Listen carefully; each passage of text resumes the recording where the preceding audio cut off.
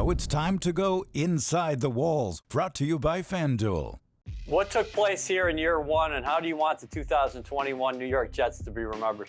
It's been the roller coaster that kind of expected, but at the same time, what we feel like we've seen is a lot of growth, especially from our young guys, our young staff. It's been a great year. It's been a very productive year, and one that we're hoping to finish strong on Sunday.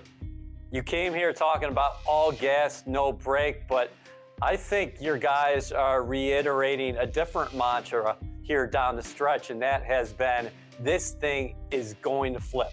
There's such a strong belief in the locker room, and I think Joe's done such a great job bringing in phenomenal characters, guys who absolutely love ball, guys who want to get better, guys who want to win football games, and they understand it. You know, there's a pretty cool mixture of veterans and young guys in this group, and we're all going to be a year older next year. Obviously, we're going to have an influx of new young guys, but at the same time, it's definitely a really cool foundation that's been laid down, and something to look forward to. We've talked frequently throughout the year about C.J. Mosley. He was just named team MVP by his peers. They voted for him.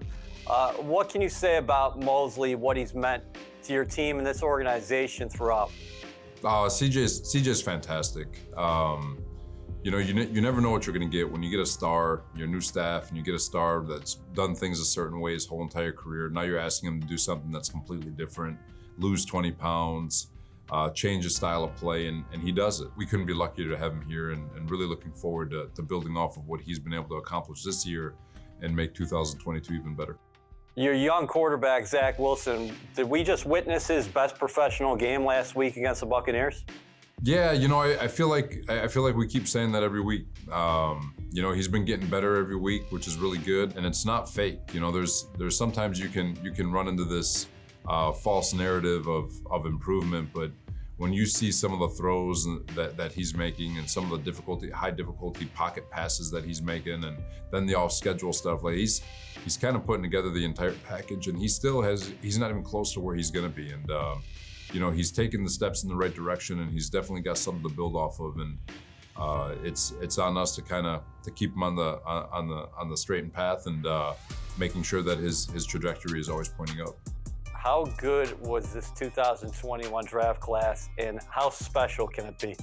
You know, it's what's crazy is it hasn't even really played together for 17 games. You know, Michael Carter, Elijah Moore, Zach Wilson, AVT, Michael Carter II, Echols has really come on strong, and Pinnock obviously getting some starts. So a really, really, really good class. It has had a lot of production, a lot of rookie of the weeks.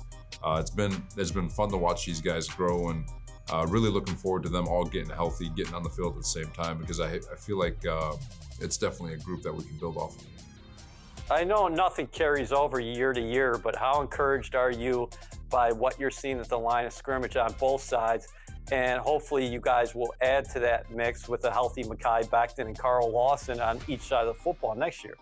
No, for sure. You know, the offensive line has really grown, not only schematically, but physically and mentally, and just the continuity that they all have together. And it's been really fun to watch, because the protection has gotten better as the year's gone on.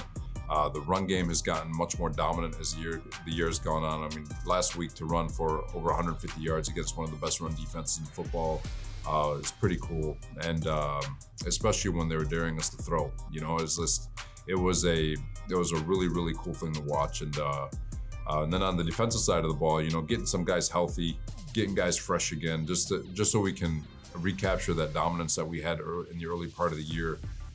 It's going to be really exciting to build on that group and get them back to what we know they can be. You faced a ton of adversity this year. Before the season, you lost a great man in Greg Knapp. From a football perspective, you lost Carl Lawson in the summer.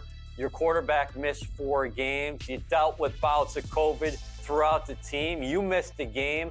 You lost a heartbreaker to the Tampa Bay Buccaneers, the defending Super Bowl champions. With that being said, how is that adversity going to shape this team moving forward? In the offseason, a lot of people asked, you know, what's the identity of this football team? And I said identity really isn't shown until you go through adversity.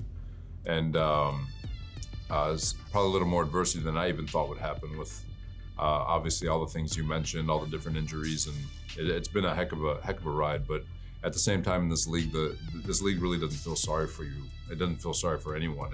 It's our job to line up, take advantage of our opportunities, and do the best we can. And what you found through this season is a bunch of guys who really attacked their opportunity and made the most of it. And the character of this entire building, and especially our locker room and our players, they're the ones who step between the white lines to continue to fight, play as hard as they can, and represent not only themselves and families, but the organization the best way they can. And it's been fun. And I know the results haven't been what we wanted, but sometimes we can miss a lot of the great things that are happening by just focusing on results. And what's happened throughout this entire year has been tremendous growth and the reveal, if you will, of a lot of different characters in this building that are exactly what we want to build off of.